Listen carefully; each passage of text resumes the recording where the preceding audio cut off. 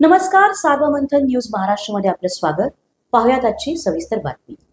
राहुरी शहरातील शुभकीर्ती मंगल कार्यालयातून लग्न सोहळा उरकून पतीबरोबर घरी जाणाऱ्या शिक्षक महिलेच्या गळ्यातील 3.25 तोळ्याचे सोन्याचे घंटण पाठीमागून आलेल्या दुचाकीस्वाराने धूम स्टाईलने लंपास केले असल्याची घटना घडली असून या घटनेमुळे महिला वर्गात पुन्हा घबराटीचे वातावरण निर्माण झाले आहे.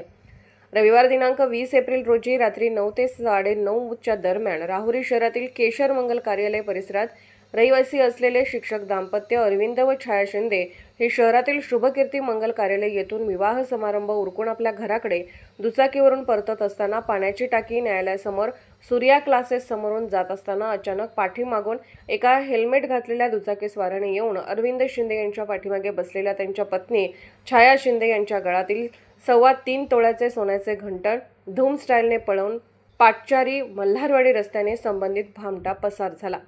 छाया अरविंद शिंदे तुपे या टाकळीमिया येथील जिल्हा परिषद शाळेत शिक्षिका आहेत. तर सदर प्रकार हा शुभकीर्ती कॉर्नर धसाळ पेट्रोल पंप पासून संबंधित भामट्याने पाळत ठेवून केला असावा असा अंदाज वर्तवण्यात येत आहे.